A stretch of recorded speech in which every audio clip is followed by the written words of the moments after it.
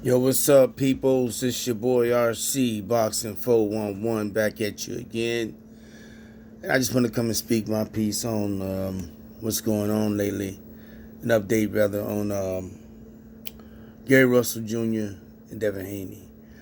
Now, rumors have come out that, well, the talk is right now that Gary Russell Jr. is not even accepting any phone calls from Bill Haney.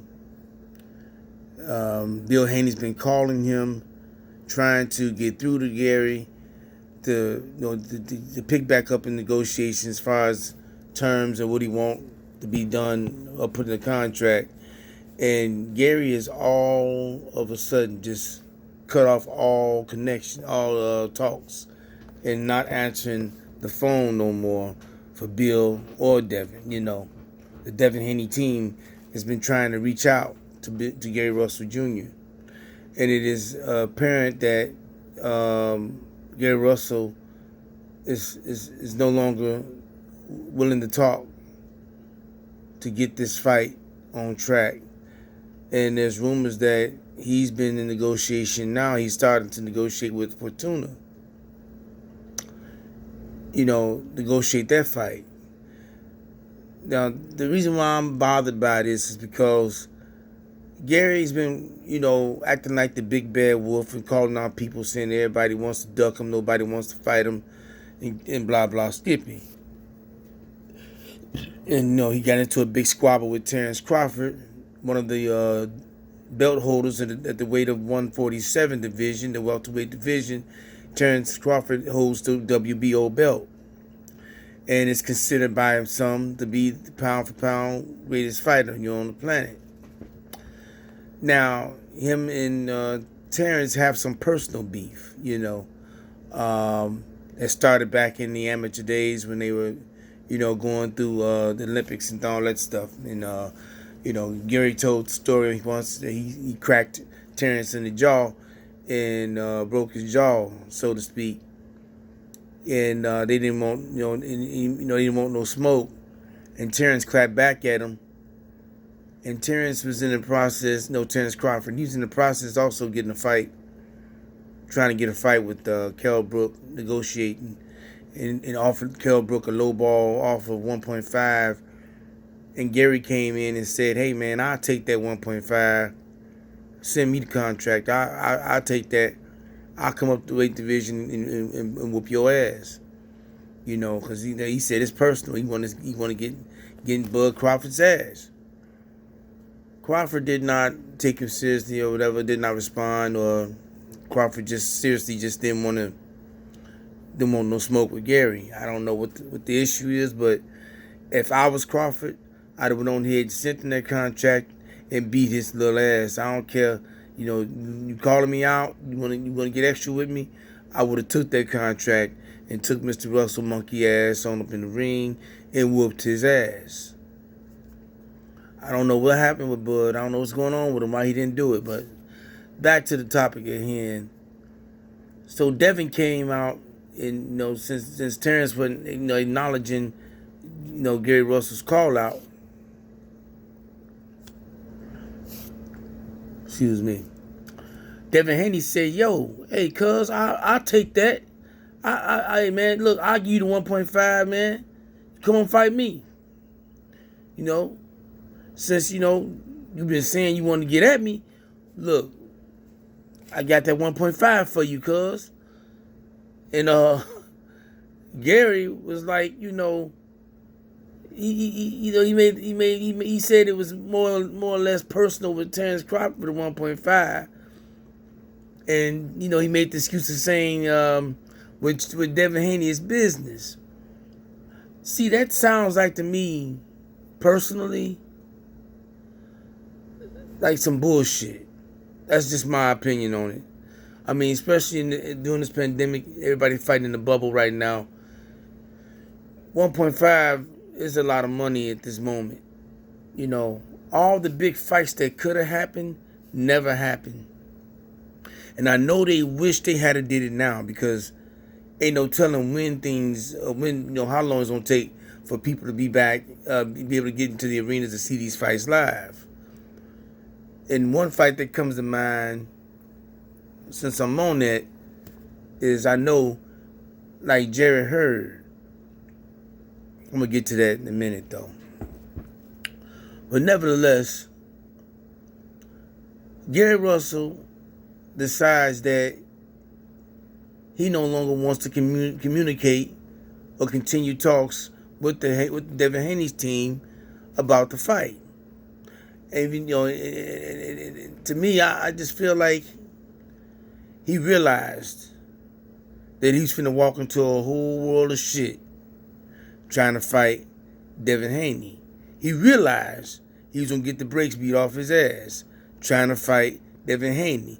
So he decided to take a safer route and decides to go and negotiate, to begin the negotiations with Fortuna to fight him, which is a safer route to go, because Fortuna ain't no Devin Haney.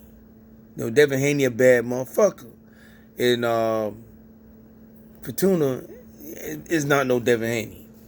So he decided to go ahead and go that route, and he's in negotiations with Fortuna's camp and trying to get that fight.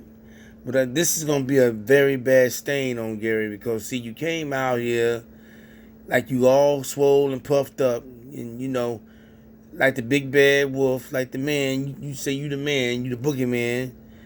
You come out here and say boo, and the motherfucker said boo back, and all of a sudden, you know what I'm saying?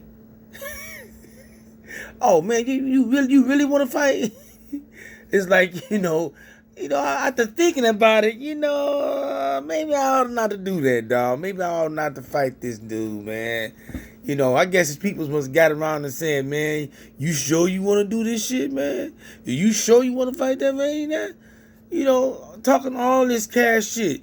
He just, Jerry Russell Jr. said, you know what? I beat his ass. I beat Devin Haney ass. It'd be like beating Floyd ass, too. Since he trained him, it'd be like beating Floyd Mayweather and Devin Haney at the same time. I'm like, yeah, but ain't nothing ever happened, though. See, all that good ass talking. All that good talk. Shawty. Hey, man, don't play with me, shawty. Send the contract, shawty. All this shit you talking about, all that capping, I guess Devin Haney was right. He was capping. Gary Russell Jr. has been capping. And this is fucked up. Because, see, you got everybody jacked up to see this good-ass fight, man, between you and Devin Haney. And you just let everybody down, man. It's like a climax that, you can't even get to the climax. You got a hard on, and you can't even bust. You feel what I'm saying? This some bullshit. I know y'all know that feeling where you talking to a female, and you know what I'm saying, and she telling you gonna come over, you know what I'm saying, you can come over and you know what I'm saying, get it in, and she tell you, man, why don't you stop and pick up some Alizé or something, pick up something for us, for her or something, you know what I'm saying, or pick up some 1738, and some Coke before you come over, you know what I'm saying, and you go get the Coke in the 1738 and shit. And you know what I'm saying, you got everything ready to go, and you ring the doorbell and ain't no motherfucking answer. You start looking through the windows like, she just told me to come over, and now she ghosted me. And that's just how I feel with Gary Russell Jr. He ghosted everybody, man. You know what I'm saying? You got everybody, all the fans, all the fight fans got geeked up about this shit, and all of a sudden, ain't nothing happening, man. He had everybody. Him and Devin. Dev is all good, man. But it's just like everybody wants to see this competitive fight, because everybody like, man. You got everybody interested in boxing again, man, because we saw two real dudes, finna get it in and lock horns. But to no avail, Gary Russell decided not to do it. He's not gonna do it. He's not gonna fight. He's not gonna fight Devin Haney. And I said that a long time ago. I mean, I felt that wasn't gonna happen. I mean, you start making certain excuses, or you start talking, slick and shit. That was personal. You know what I'm saying? And this, and that. Man, look here, man. Either you want to fight or you don't. You want to take the bread or you don't. You know what I'm saying? I mean, hey, it is what it is. You just cheated us out of a good fight. Thanks for the hard on, though. But back to what I was saying, as far as a lot of these fighters, about the fight right now during this pandemic.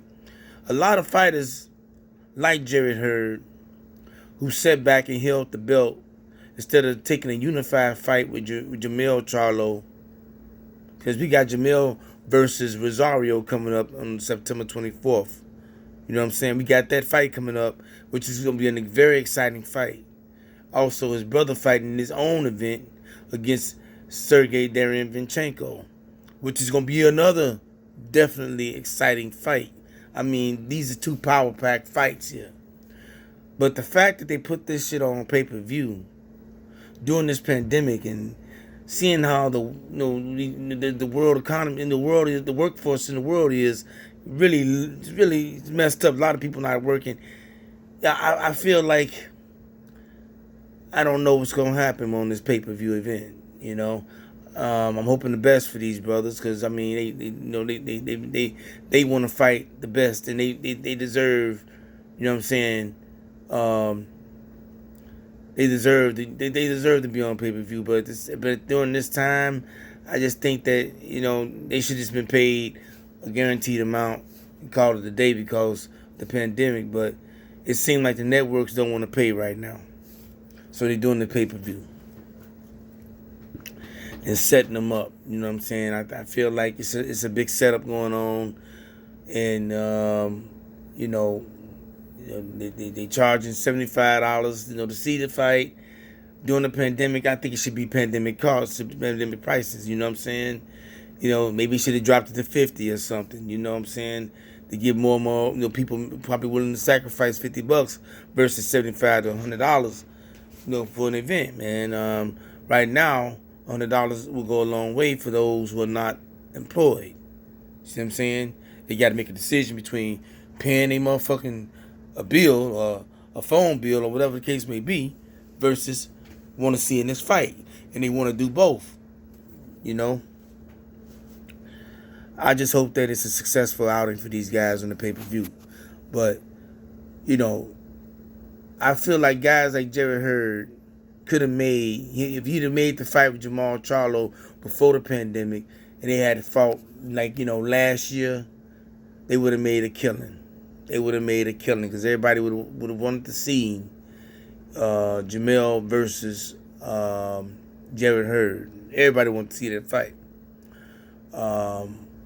Also, J-Rock, even him fighting Jamil, for big. He didn't know he was gonna lose that fight. He didn't know he was gonna lose when he fought Rosario. He didn't see that coming. You know what I'm saying? He didn't see Rosario coming up in there, taking his head off and taking them titles from him. A lot of these fighters, I want to say, didn't see the pandemic coming, man. I can go on and on. Shit, AJ could have fought Deontay Wilder. You know what I'm saying? It would have been a big money fight for both camps before the pandemic. You know what I'm saying? Same thing with when Keith Thurman had the belts. You know what I'm saying? And he could have fought EJ and made a big money fight. He ain't gonna be able to make them same numbers now. Even if he fought EJ and he had the belts, he wouldn't make them numbers because of the pandemic. Everything would be different, man. You know what I'm saying? The moral of this story is when you have an opportunity to make some real shit happen, make some real money, and I don't know why guys act like they scared to take that L. You know what I'm saying? Like their whole career gonna be finished. Shit, Mike Tyson made more money after he lost with Buster Douglas. He still made buku dollars, and he recaptured the titles. You know what I'm saying? But when you have that opportunity like that, when they had the opportunity, they should have taken it, because them opportunities are long gone now. Belts done change hands. Motherfuckers fighting in the bubble now, and they can't make that kind of money that they used to seeing. You know what I'm saying? At this moment, and who knows how long it's gonna be before people are allowed back into an auditorium for them to make some real money. So they should have took the damn fight. You know, Jared should have fought Jamel, and I want to say Thurman, even though that's way past. You know, he had so many problems. He should have fought EJ when he had the opportunity to make some real bread, right? Real big bread. Even Danny, you know what I'm saying? You know, now that Earl's on top, all these guys want to fight Earl Spence Jr. See what I'm saying? But they want, you know, if they had fought them back then, they probably would have made a lot more money. But since, you know, they want to take the safe route, and they want to see the boogeyman, you know, they waited and they lost their belts, you know. I just can't wait to see what's gonna happen with Tyson Fury and Deontay Wilder in this third trilogy fight. I can't wait till that's announced. But Jamel Charlo and Jamal Charlo will be fighting September 24th. And Jamel will be fighting for undisputed super welterweight, 154, against Rosario. That's, I mean, I'm licking my chops because I can't wait to the 24th. It's on Fox pay-per-view, so y'all might want to check that out. You know, the 24th ain't nowhere. It's around the corner, and it ain't like we're gonna be able to go to, you know, like out having fight parties or going somewhere. I mean, you know, to watch the fight. It's, you know, this pandemic just got everything fucked up, because we normally would have fight parties. We can't even do that now. Can't go to the bar and have fight party. Can't go, you know what I'm saying? You understand what I'm saying? I mean, it's just messed up. It's messed up right now. But I will be glued to the tube. I will be paying for the event myself, because I got to see this fight. You feel me? And not only that, many more that's coming. Looking forward to Teofimo smashing Vasily Lomachenko's ass. That's going to be coming up in October. So many fights coming. But right now, let's get ready for Jamel Charlo and Jamal Charlo coming up on the 24th of September. You know what I'm saying? Let's get ready for that big fight. Let me know who y'all got. Y'all can hit me on my email, robfunk2010@gmail.com. Let me know who y'all got in these fights. Or leave it on my comment. Leave it in the comment, you know what I'm saying? And don't forget to subscribe. Let me know what's good. Till next time I catch up with you.